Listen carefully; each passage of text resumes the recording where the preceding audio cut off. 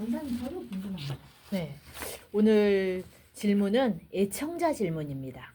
목사님, 친구들이 문신을 많이 하는데 신자가 문신을 해도 될까요? 라는 질문입니다. 오늘 굉장히 독특한 의뢰가 들어왔네요. 네네. 네. 목사님 이 의뢰 받고 어떠셨습니까? 글쎄요. 요즘은 이런 문신하는 청년들을 너무 많이 보고 네. 문신이 흔해졌구나. 음. 그래서 이런 질문이 오는 게 당연하구나라는 생각이 들었습니다. 네. 아까 봉춘이 염색 때문에 고민 목사님 많이 하셨었는데 네. 오늘 염색보다 약간 센 네. 문신이 들어왔네요. 네. 여러분 과연 신자의 문신 우리 목사님께서 어떻게 말씀으로 처방해 주실지 궁금하시지요? 찬양 나가는 동안에 여러분 퀴즈 정답 보내주시면서 또 우리 처방전 응원과 격려의 문자도 보내주시기 바랍니다. 정답 힌트가 듬뿍 담긴 찬양 나갑니다. 찬양 한번 시작해 볼까요? 그럴까요? 네. 예. 요즘 문신을 하는 젊은 분들을 흔히 볼 수가 있습니다. 우리가 먼저 알아야 할 것은요. 복음과 신앙생활을 구분할 줄 알아야 합니다. 우리는요, 우리가 설교 시간에 주일 성수해야 됩니다. 11조 해야 됩니다. 전도해야 됩니다. 봉사해야 됩니다. 이웃을 사랑해야 됩니다. 라는 것을 복음으로 생각하시는 분은 없겠죠. 이것은 복음이 아니라 신앙생활이에요. 복음은요, 오직 예수 그리스도와 십자가만이 복음입니다. 오늘 질문은 신앙 상담이에요. 왜 제가 먼저 이 말씀을 드리냐면 오늘 질문은 신앙 상담이기 때문에 신앙 생활이기 때문에 이 문제를 가지고 했느니 안 했느니로 지옥 가고 천국 가는 문제와 별개의 문제라는 거예요. 그걸 먼저 말씀을 드립니다. 문신을 했든 안 했든 그걸로 인하여 천국을 가고 지옥을 가는 문제가 아니다는 거예요. 이건 신앙 생활이기 때문에 오직 복음으로 우리가 천국 가냐 지옥 가냐가 나눠지거든요. 복음은 뭐냐? 예수 그리스도와 십자가뿐이라는 것이죠. 아멘. 성경은 인생사의 모든 문제를 신자가 어떻게 처리해야 할지 구체적으로 가르치지 않습니다. 하나님의 인간과 인간 세상을 다스리는 영적인 원리만 계시해 놓았습니다. 예수님의 산상수훈은 구체적 현실 문제보다 천국 시민으로 살아야 할 윤리적 규범에 대한 강화였습니다. 구약 성경의 율법이 구체적 계명이었지만 당시의 현실 상황에 적합한 내용이었습니다. 거기다 인간들이 예수 십자가의 완전한 구원의 진리를 알기 전이라 인간 사회의 잘못된 제도와 간섭을 감안한 채 그 안에서 최선의 하나님으로서는 차선의 방침을 밝힌 것도 있습니다.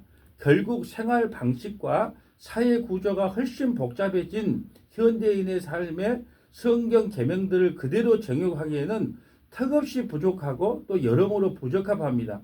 무엇보다 성경의 주제는 죄로 타락해 사탄과 사망의 노예가 되어 있는 인간을 구원하신 예수님에 대한 이야기입니다. 삶의 적용은 시대에 따라 달라질 수 있지만 복음의 내용은 절대로 달라질 수가 없다는 말씀입니다. 아멘. 예수님 당시는 농경사회 중심이었기에 지금 적용하기에는 이해하기 힘든 부분이 참으로 많다는 사실이에요. 우리가 성경에 보면 이스라엘 백성들도 또 이방인들도 몰렉이라고 하는 제사를 드렸어요. 자기 자식을 그 신에게 바치는 제사, 인신 제사를 드렸다는 것이죠. 이것을 오늘날 어떻게 적용하겠습니까? 오늘날 자식을 인신 제사 드리는 사람이 없잖아요. 그러면 오늘날은 어떻게 적용해야 되는가? 우리가 자녀들을 물질 문화 속으로 그냥 돈 잘 버는 게 장땡이다, 최고다. 이런 것이 바로 오늘날은 몰렉에게 제사 드리는 형태가 된다는 것을 오늘날에 맞게끔 전해야 되는 것이 맞지요. 여러분, 성경은 구원자가 왜 오셔야 하는가? 여러분이 예수님이 오실 수밖에 없었던 인간의 영적 실태와 오셔서 행한 일과 그 결과를 기록한 책입니다. 성경은 인간은 하나님의 말씀을 지킬 수 없는 죄인이므로 스스로 구원받을 수 없기에 그리스도가 필요하다는 내용입니다. 아멘. 예. 자, 하나님이 신자가 성경을 통해 배워서 실천하기를 원하는 바는 죄에서 구원받는 길과 구원받는 신자가 당신과 어떤 영적 교제를 이어가야 하는지에 대한 내용인 것입니다. 예수님이 이 땅에 왜 오셨는지 말씀 처방전 한번 볼까요? 골로새서 1장 13절에서 14절 말씀입니다. 그가 우리를 흑암의 권세에서 건져내사 그의 사랑의 아들의 나라로 옮기셨나니 그 아들 안에서 우리가 속량 곧 제사함을 얻었도다. 아멘. 예수님이 이 땅에 오신 목적은요, 흑암의 권세에 살고 있는 우리를 그 십자가를 통하여 하나님의 나라로 옮기시기 위해서 오셨다. 그래서 예수님이 이 땅에 오셔서 우리의 죄값을 속량, 죄사함을 해주셨다라는 말씀이에요. 바꿔 말해 성경이 구체적으로 가르치지 않는 여러 현실적 문제에 부딪힐 때는 죄와 직접적인 연관이 되지 않는다면 인간의 자유재량에 맡겨진 것으로 봐야 합니다. 그렇다고 무조건 아무런 선택을 해도 괜찮다는 뜻은 아닙니다. 신구약 계명에 드러난 하나님의 뜻부터 참조해야 하고 무엇보다 성경이 일관되게 말하는 영적 원리에 반드시 합당해야 합니다. 먼저 문신에 대하여 성경은 어떻게 말씀을 하고 있는지 한번 살펴보겠습니다. 말씀 처방전입니다. 레위기 19장 28절 말씀입니다. 죽은 자 때문에 너희의 살에 문신하지 말며 무늬를 놓지 말라. 나는 여호와이니라. 아멘. 가나안의 이방 족속들은요, 죽은 자를 예도하고 음부의 신을 달래기 위해 자기 몸을 자해했습니다. 또 악기를 막아준다는 미신 때문에 몸에 문신을 냈습니다. 이는 우상 신들을 경배하는 종교적 관심이라 하나님은 가나안 정복을 앞둔 당신의 백성 이스라엘에게 엄격히 금지시켰습니다. 아니 성경에 이렇게 문신에 대해서 정확하게 말씀이 나와 있는지 몰랐어요. 아, 그래요? 네. 근데 우리가 알아야 될 것은 가나안 족속들에게 이렇게 문신이 돼 있을 때 죽은 자들을 예도하는 문신이었다는 거죠. 그래서 먼저 시대적 배경을 좀 알아야 됩니다. 네. 또한 가나안 족속의 신들을 따르지 말라고 경고한 내용도 있어요. 자, 말씀 처방전입니다.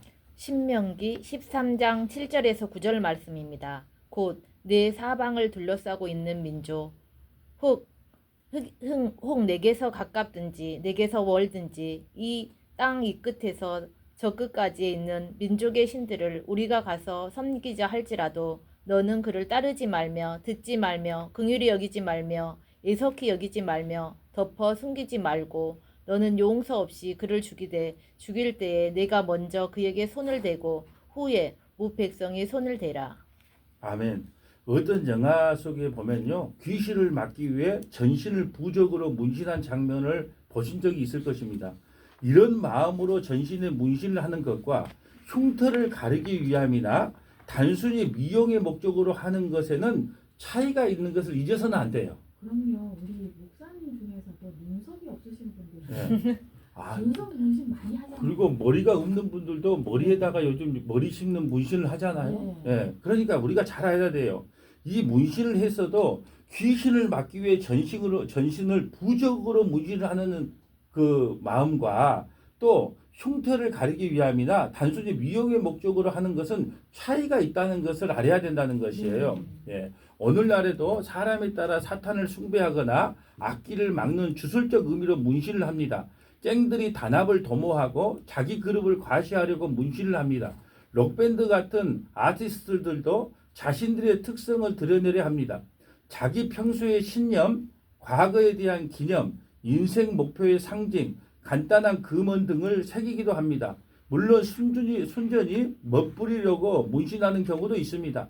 남녀 간에도요, 그 사랑이 영원히 갈 것이라 착각하고 서로의 이름을 새기기도 합니다. 큰일 납니다. 큰일 나요.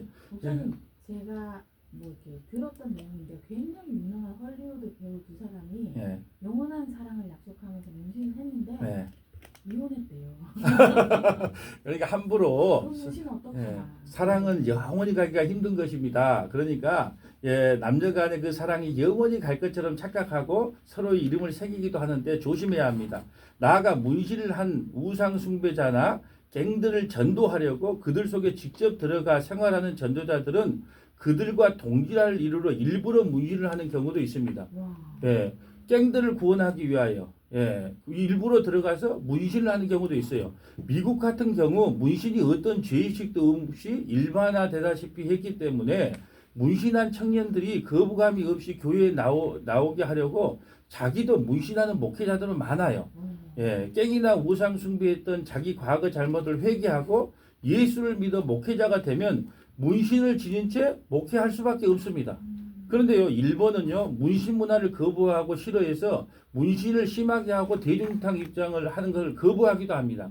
말하자면 우상을 숭배하거나 악신을 쫓는 목적이 아니면 현실적으로 문신 자체를 죄라고 말할 수 없는 상황이 되었습니다. 그리고 인간들이 생각하는 선과 악의 개념은 나라마다 민족마다 각각 다릅니다.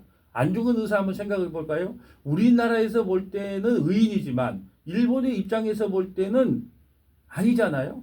그러니까 각자의 우리가 선은 악의 의미도 또 문신을 했니 안 했니 그 의미도 나라와 민족마다 약간의 차이가 있다는 것이죠. 서두에 전제한 대로 문신이 죄에서 구원 얻는 일이나 목회사에게 해방이 되는 것도 아닙니다. 신자는 절대 해서 안 된다고 그 말 이유도 없습니다. 신앙의 문제이고 문화적 문제이지 복음의 문제가 아니라는 말씀입니다. 근데 여기까지 하면 또 반감이 많아요. 그러나 하나님이 주신 육체를 아름답고 건강하게 유지 성장시킬 책임이 모든 인간에게 있습니다. 치료 목적이 아니라면 자기 몸에 자해하는 것을 하나님이 원칙적으로 금하신다는 뜻입니다. 아무리 미용 목적으로 부작용이 없다 해도 정말로 자기 몸을 건강하고 아름답게 가꾸는데 문신이 조금이라도 악영향을 끼치지 않을지 면밀히 검토해야 합니다. 최근에는요, 간단히 접착했다가 금방 지울 수 있는 약식 프린터도 많이 있습니다. 때로는 예쁘고 멋있게 보이기도 합니다. 그러나 신자는 세상 사람들 앞에 외모적으로 깨끗하고 단정하고 검소한 모습으로 서야 합니다. 특별히 신자라면 남에게 혐오감이나 오해를 불러일으키지 않게 조심해야 합니다. 특별히 한국 사회에서는 조직폭력배의 상징처럼 되어 문신에 대한 일반적 인식이 좋지 않습니다. 제가 목욕탕 가면요, 문신하고 있는 사람이 딱 앉아있으면 저는 그 옆에 앉습니다만은 어떤 분들은 그걸 피해서 가시는 분들이 있어요. 왜? 혹시 조직폭력배가 아닌가라는 생각 때문에 그렇습니다. 또한 드물게는 사탄 숭배라고 오해하는 불신자나 믿음이 연약한 신자마저 있습니다. 깽들에게 복음을 전할 목적으로 문신을 한다면 그 반대로 생각해 봐야 합니다. 만약에 목사님이 깽들에게 복음을 전하기 위해 일부러 문신을 했다. 그건 우리가 또 그 방법대로 이해를 해줘야 된다는 것이죠. 우리가 아프리카에 선교하려면 어떻게 해야 돼요? 넥타이를 메고 할 수는 없잖아요. 옷을 다 벗고 그곳에서 복음을 전해야 되잖아요. 신자가 문신을 해도 되는지 안 되는지, 즉 죄가 되는지 안 되는지에 따지기 전에 과연 문신을 하는 것이 세상 사람들에게 복음 전하는 데 방해가 될지 도움이 될지 판단의 첫 번째 기준이 되어야 합니다. 물론 그런 외적 아름다움이나 추함보다 인격적 영적 감화를 주는 것이 더 중요하지만 바울의 아래 가르침을 귀담아 듣고 한번 실천해 봤으면 좋겠습니다. 자, 바울의 가르침을 한번 볼까요? 말씀 처방자입니다. 고린도전서 9장 19절에서 23절 말씀입니다. 내가 모든 사람에게서 자유로우나 스스로 모든 사람에게 종이 된 것은 더 많은 사람을 얻고자 함이라. 유대인들에게 내가 유대인과 같이 된 것은 유대인들을 얻고자 함이요 율법 아래 있는 자들에게는 내가 율법 아래 있지 아니하나 율법 아래 있는 자 같이 된 것은 율법 아래에 있는 자들을 얻고자 함이요 율법 없는 자에게는 내가 하나님께는 율법 없는 자가 아니요 도리어 그리스도의 율법 아래에 있는 자이나 율법 없는 자와 같이 된 것은 율법 없는 자들을 얻고자 함이라.